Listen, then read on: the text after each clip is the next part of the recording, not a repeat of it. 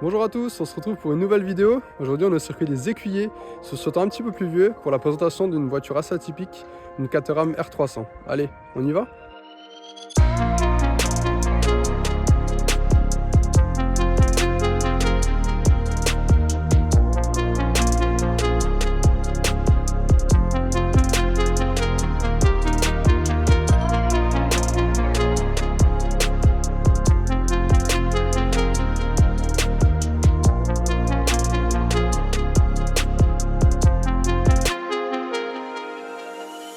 Donc voilà, on retrouve Olivier qui va nous présenter sa Caterham.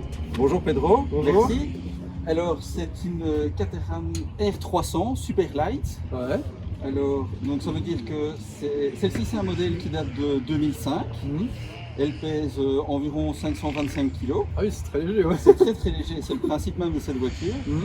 Elle est équipée d'un moteur Rover 1800 qui est un petit peu préparé, qui comme il est là, il fait environ 195 chevaux. D'accord. Donc ça fait un rapport poids-puissance assez intéressant. Au départ, le nom de la voiture R300 vient du rapport entre la poids et la puissance. Donc c'est environ 500 kg pour environ 500 chevaux.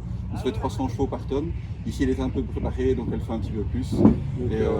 Voilà. Et donc d'origine, ça fait combien de chevaux là? D'origine environ 150 chevaux.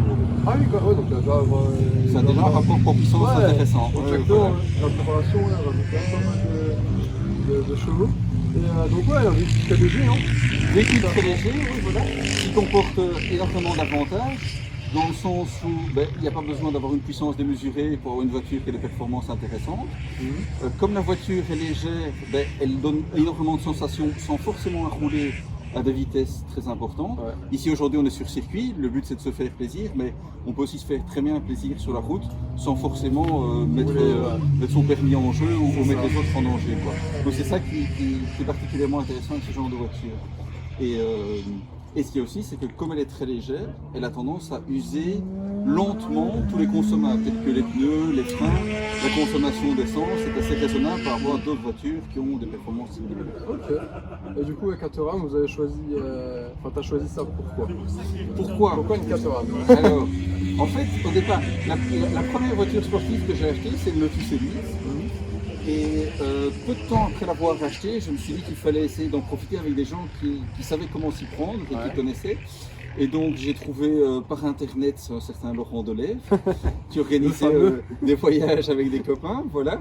Et je les ai rejoints pour un premier voyage dans les Cévennes, il doit y avoir maintenant 7 ou 8 ans. Et au cours de ce voyage, Laurent était venu avec une Caterham et je me suis dit, il faut au moins que je m'asseye une fois dedans. Voilà. Et donc une demi-journée, j'ai demandé à quelqu'un d'autre qui était passager dans une voiture de prendre le volant de la mienne et moi j'ai été en passager dans celle de Laurent. Et c'était trop tard. Voilà. À partir de ce moment-là, je me suis dit, voilà, il faut encore plus extrême, encore plus léger qu'un Lotus.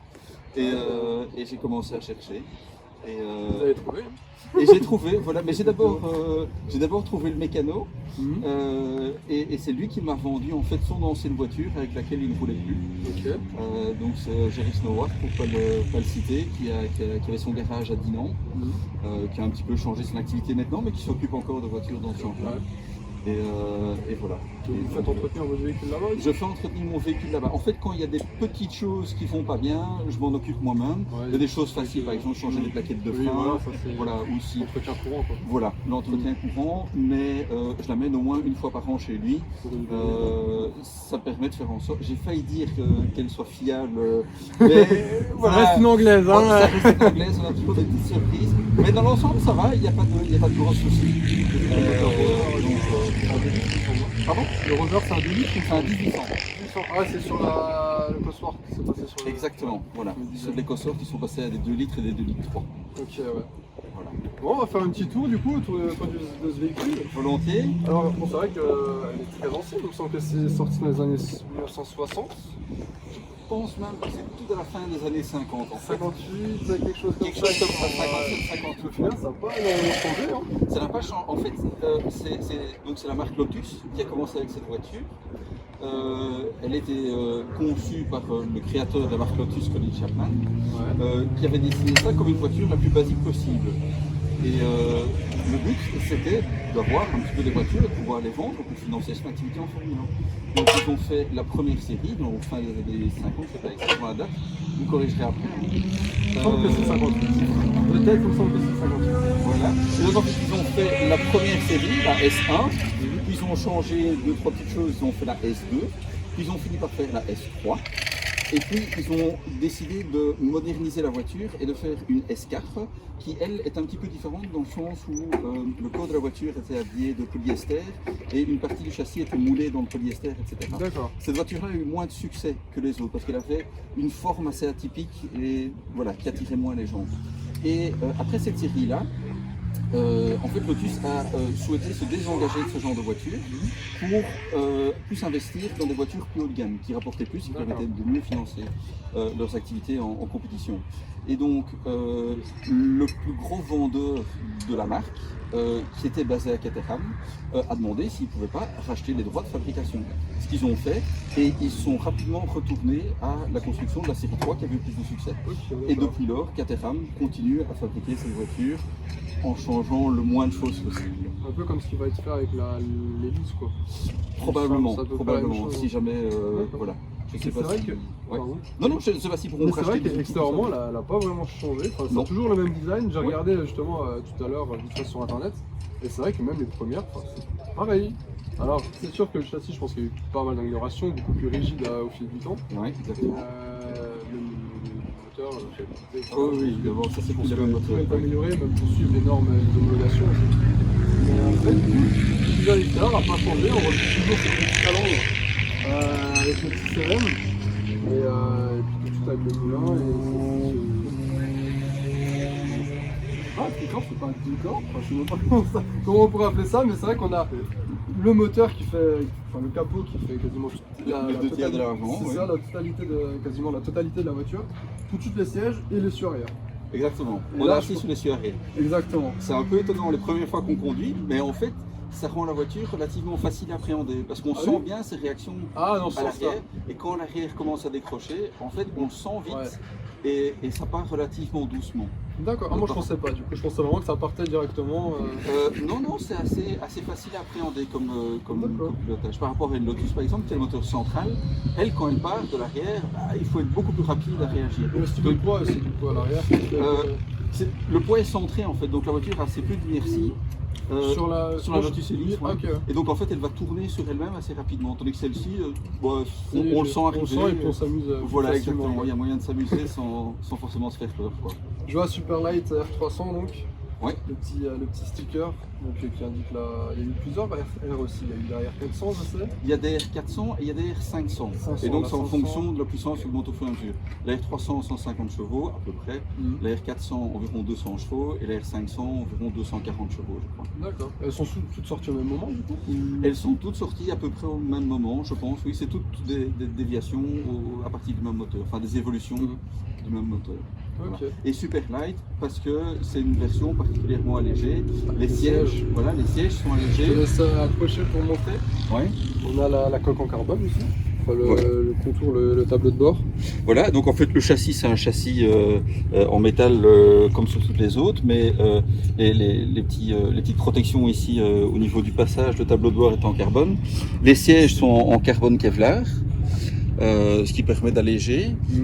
Toutes les séries Superlight sont aussi légèrement différentes au point de vue du châssis, dans la mesure où elles ont tout un différentiel à glissement limité à l'arrière et un parallélogramme de watts pour le guidage du pont arrière. En fait, à l'arrière, c'est un pont de Dion.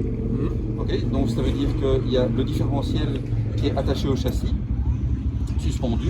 Il y a les arbres de transmission qui vont vers chaque roue et puis au niveau de chaque roue en fait les deux roues sont liées ensemble par un tube rigide.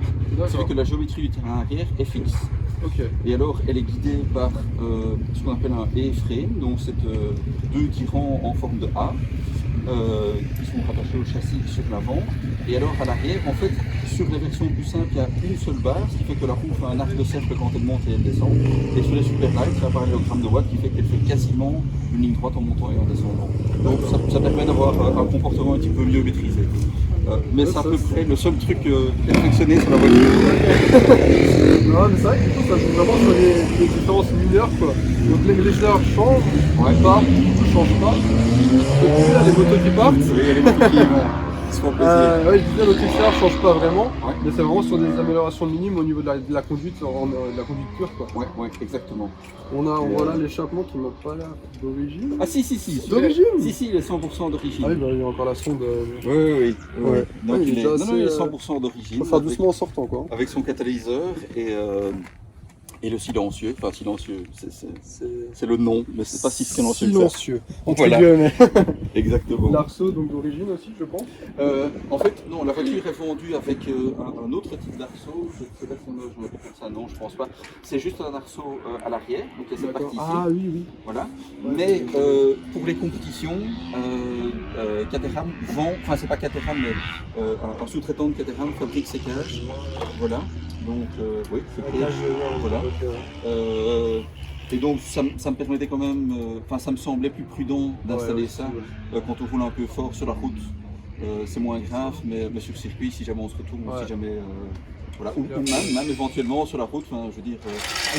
C'est homologué? Oui, c'est homologué pour faire les compétitions D'accord. par la FIA, mais c'est aussi homologué sur route. D'ailleurs, les voitures qui font la coupe Caterham sont des voitures qui peuvent être, qui sont livrées pour rouler sur route. Et on modifie 2-3 petites choses pour pouvoir rouler sur circuit, mais elles sont facilement adaptables, pas de souci. D'accord, ok. Voilà. Sur l'arrière, bon, c'est très simple. C'est vraiment l'esprit de la voiture, c'est très simple, le minimum. C'est plus basique. C'est ça, Voilà. c'est clair. On a des feux qu'on pourrait retrouver sur Des sur feux de n'importe quel caravane. caravane. C'est Voilà. comme ça qu'on J'allais appelle dire ça. camion, caravane, ouais. C'est à peu près Exactement. ça. Là, on a là un petit coffre, j'ai vu ça avant. Oui. Un petit coffre, hein, bien sûr. Oui, c'est un petit mais, coffre en fait. Enfin, c'est juste à faire la taille ici, sur la voilà. profondeur, mais Ah, ça, à la moitié de la profondeur, en fait, il y a le réservoir qui est ici en dessous. Donc Ouais, en on fait, peut mettre un petit sac de voyage. voilà, ça permet d'utiliser des sacs souples à l'intérieur de façon à optimiser l'espace. En parlant de voyage, vous avez déjà fait des road trips avec? J'ai déjà fait des road trips, oui. J'ai été 2 fois dans les Alpes, quasiment jusqu'à la côte d'Azur. En partant de la Belgique? En partant de la Belgique, tout à fait. Ouais, ça fait de la route. Et donc on a fait une fois un voyage d'environ une semaine, en faisant plus ou moins une journée d'autoroute pour descendre, de façon à être aux alentours du Jura. Et puis après ça, on commence à faire les routes par la montagne à travers le Jura et puis les Alpes, et puis descendre vers les Alpes de Provence, puis descendre jusqu'à la Côte d'Azur. Et puis il y a de quoi se faire plaisir. Il y a de quoi se faire plaisir. Et une deuxième fois, on a fait un week-end un peu de façon rapide, en partant le mercredi midi, je pense. Ouais, voilà. Et puis on roule jeudi, vendredi, samedi dans les montagnes, et puis on vient. Donc, Ouais, c'est le raison. sur la route, c'est fatigant, mais une fois qu'on est sur place, on est content d'avoir pris celle-là. Ouais, c'est clair. Ouais, Surtout avec les routes des Ah, Alpes. c'est vraiment idéal, quoi. Voilà, ça. voilà. Clairement, c'est. Oui, et comme elle est très légère, elle est vraiment très agile dans toutes les épingles, etc. Donc ça peut être vraiment super plaisir, quoi. Il faut se faire un petit peu les bras. Aussi, un peu. Mais ça va, c'est pas si dur que ça. Une fois qu'elle avance, ça va. Ouais. Il n'y a pas de souci. On va passer à l'habitacle. Oui, enfin, l'habitacle. Si on peut appeler ça comme ça. Exactement. Je te laisse venir aussi vers là. On va passer de l'autre côté, nous. Alors, qu'est-ce qu'on a? On a vraiment le minimum du minimum. C'est le strict minimum. En fait, il y a un compteur ici qui est fondamentalement un compte-tour, en fait, qu'on a toujours sous les yeux. C'est ce qu'il y a de plus important. Et donc, en fait, ici, je peux allumer, comme ça on verra ce qui se passe en dessous. Comme ça, on verra tout. Voilà. Et donc, en fait, j'ai ici en dessous un affichage, voilà, avec le carburant, la vitesse, le kilométrage total de la voiture et un compteur journalier. Et en poussant sur le bouton ici, en fait, j'ai accès à tous mes autres instruments. C'est pas Voilà. avec la température d'huile, etc. Ma température d'huile, ma pression d'huile, ma température d'eau, la pression d'huile. La pression d'huile, c'est le plus important parce que si je déjauge, ça pose un problème. La pression de carburant, mais la jauge ne fonctionne pas. Donc tout ça tension de d'origine, batterie, etc. Oui, ça c'est d'origine. Ok. Voilà. Et donc en fait, il y a juste 2 témoins. Un si jamais je suis en panne d'essence et un si jamais j'ai une alarme, l'eau qui est trop chaude ou l'huile qui est la pression d'huile qui est trop basse. C'est pratique d'avoir la capacité de réservoir. Oui. Il y a des petites jauges de fois que là. Voilà, c'est comme ça, tout on simplement. prend son consomme. C'est ça, ouais, Voilà, on ça pousse ça. fonctionne bien. Et donc après, c'est vraiment tout ce qui est bouton d'homologation. Voilà, Oui, voilà, warning, bien que en fait, j'ai tous les boutons, mais en fait, ils ne servent pas à grand chose parce que ça, c'est le ventilateur, c'est pour quand il y a le chauffage, mais j'ai pas de chauffage parce que c'est une super light. Ok. Ah oui, donc ils l'ont laissé. Il est là. Ça, c'est pour les essuie-glaces, mais comme il n'y a pas de pare-brise, le voilà. problème ne se pose pas.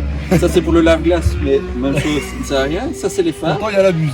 Oui. Ah oui, la buse est là. La mais vis est là, On mais... peut mettre les essuie-glaces, mais c'est juste Ah, qu'ils sont ok. pas montés. Mais quoi. je pense qu'après c'est adaptable en soi. Oui, c'est adaptable. Ouais, En fait, adaptable. C'est vraiment... avec la cage, c'est pas possible. Mais ici, en fait, je peux enlever ceci et simplement en enlevant 2 vis, je peux monter en pare-brise. Ah d'accord. Donc c'est fait en 10 minutes. Vraiment en 10 Ah ouais, minutes. oui, donc c'est vraiment au cas où c'est... C'est pour ça qu'elle était vendue en kit aussi. Elle est vendue en kit en Angleterre. Oui. Encore. En Angleterre, oui. Ici, on pourrait éventuellement l'acheter en kit, mais on n'a pas le droit de la construire soi-même et de la rouler sur la route après. D'accord, ouais, c'est ça. Donc c'est une question d'homologation. En fait, ils ne veulent pas homologuer des voitures construites par des particuliers. D'accord. Ouais, donc comme dit, c'est très basique, on a 6 très bas. Très très bas, C'est même. difficile de faire plus bas. C'est. Ouais, on a quelques centimètres tout Il seul. y a juste pouvoir passer sa main en dessous, quoi. C'est Voilà. ça. Et donc les pédales au feu, bon, ça c'est logique, mais c'est vrai que ça fait très F1 au final. Hein. C'est très truqué, c'est très. C'est juste le minimum qu'il faut pour pouvoir conduire, quoi. Ouais. Donc voilà. Attends, j'ai une autre question. Oui. Quel est votre meilleur souvenir à bord de cette 4 Honnêtement, je ne saurais pas dire. C'est un ensemble de choses. Mais à vrai dire, les meilleurs souvenirs ne sont pas forcément liés à la voiture en tant que telle, mais aux choses qu'on peut partager autour, quoi. Ici, ben, on vient sur circuit. Je viens pas tout seul sur circuit. On vient avec, dans ce cas-ci, avec les copains des amis d'Hélice, organisés par Belgian on Track. Et on vient la veille, on loge, on va manger tous ensemble, on prend l'apéro au bord du circuit. C'est ce genre de choses qui représentent les meilleurs souvenirs. Ou quand on fait des voyages, on va dans la montagne, il y a toujours un qui finit par casser quelque chose. On s'organise entre nous pour l'aider à réparer, on fait en sorte que personne reste sur le bord de la route. Les meilleurs souvenirs, c'est ça. C'est ça. Je ne saurais pas identifier. C'est l'ensemble qu'on va dire. Exactement, c'est le mode de vie qui va avec et les choses qu'on peut faire avec la voiture et le fait de pouvoir partager, quoi. Aujourd'hui, je suis venu pour la première fois avec mon fils sur circuit. Et il ne connaissait pas et voilà, c'est chouette de partager ça, quoi. C'est ça, de partager vraiment avec la famille, avec Oui, voilà. les amis du club, etc. Ouais, ouais. Que vous avez connu donc à travers l'Europe. Que j'ai connu, oui. En fait, les amis d'Hélice n'existaient pas encore quand on s'est connus, mais on appréciait tellement le fait de voyager ensemble et d'organiser des sorties, des balades, etc., qu'on s'est dit qu'il fallait rendre cette activité pérenne, quoi.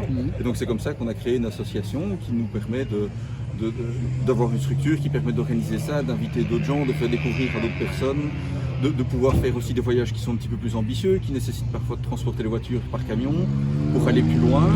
Et c'est un ensemble de choses qui rend ça vraiment très agréable. Mais je vois ça, je découvre ça C'est le aussi partage, voilà. avec ces track day. Oui. C'est le quatrième ou troisième que je fais avec Belgian on Track. Ouais. Et c'est vrai que voilà, il y a beaucoup de voitures, beaucoup de passion surtout. Ouais. Et on discute autour, on discute de tout, du Voilà. circuit, de ce virage-là, voilà, comment je l'ai pris. Et puis franchement, c'est super sympa. C'est ça qui est Et agréable. c'est super agréable. Voilà. Ouais. Et si vous demandez à quelqu'un de monter avec lui dans sa voiture, je suis sûr que tout le monde est ravi de vous emmener faire un tour. C'est ça, c'est Laurent en premier forcément. Ouais. Mais j'avais déjà pu faire un tour avec Ariel Atome. Aussi. Ouais. Je pense que vous connaissez Oui, tout à fait. la personne, je sais plus son nom, mais Popol. Voilà, Exactement. Voilà. Et c'est assez spécial aussi, je pense que ça se rapproche un peu plus de... C'est même encore un tout petit peu plus extrême. Ouais, oui, là, oui, c'est difficile de faire pire. Il m'avait parlé des road trips qu'il faisait aussi avec Aussi. l'Ariel Atome, des road trips en Ariel. Oui, c'est vrai qu'il est allé jusqu'au Stelvio avec ça. Ouais, Donc il m'a c'est raconté loin. ça, quoi. donc ouais, c'est vrai que voilà, c'est le partage de toute la passion et puis franchement c'est super. On va faire un petit tour? Oui. Allez, c'est parti. On monte dedans. Allez. Toi, c'est de l'autre côté. C'est bon. Ah oui, effectivement. Ça va RHD.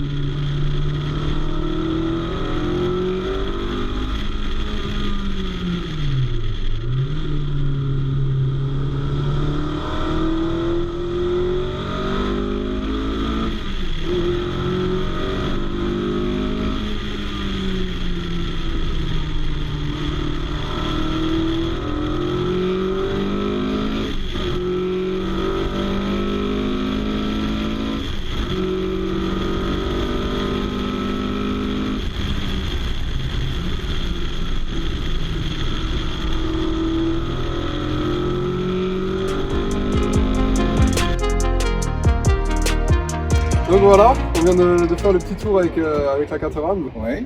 Et alors, ça t'a plu? Ah si ouais. c'est sportif, c'est très nerveux, ça m'a fait un petit peu penser à l'Ariane Atom. Comme je te disais avant hors caméra, c'est un petit peu entre l'Élise et l'Ariane Atom. Ok. C'est-à-dire que c'est assez radical, mais ça va, mais c'est radical quand même. Ok. Là c'est pur, ça a l'air d'être super précis. Ouais, en effet. Et, Comme c'est léger, ça se place assez facilement, ouais. Et effectivement, j'ai retrouvé ce que tu m'avais dit sur le fait On la sent partir assez on la vite. sent partir. C'est pas qu'elle part vite, c'est qu'on On la sent. on sent bien avant que ça commence à partir. Et même en passager, je l'ai ressenti, c'est léger, en fait on le sent et puis, ça vient ça va. En fait, on arrive à bien rattraper, tu arrives à bien rattraper, parce que moi j'ai pas roulé. Mais ouais, Tu rattrapes la caméra comme tu veux. exactement, oui, je pense que les rushs de la GoPro ils vont pas être super. C'est ça que la caméra elle avait tendance à passer. Mais ouais, il y a des vibrations qui font que voilà, on est vraiment dedans. C'est dur, ça tourne, c'est vraiment. C'est des rushs très durs quoi. C'est ça le plaisir de la voiture. Ouais. Si le pilote à ta place, c'est beaucoup moins drôle. C'est ça, mais là c'est sûr que c'est pas le cas. Ah non, non, c'est. Non, franchement, c'est super. Hein. Et puis, à conduire ce bout, ça doit quand même être un petit peu dur. Avec le vent. Non, c'est le plaisir de conduire uniquement. C'est. Moi, moi, je pense que. Bon, après, j'ai voiture du week-end. C'est pas pour tout le monde. Ah non, c'est Ouais. pas pour aller faire les courses. Oui, voilà. Ah, pour pourquoi aller pas la une fois semaine. de temps en temps, mais Ouais. si c'est pas trop long. Non, ben voilà. Ouais. En tout cas, merci pour Avec plaisir. ton temps et pour cette petite présentation. Et puis on se retrouvera sûrement la prochaine fois sur un track day. Avec plaisir. Donc, Tu viens quand tu veux. Allez, ben merci. Et donc voilà, c'est la fin de cette vidéo. Je vous dis à très bientôt pour de prochaines vidéos. Allez, salut!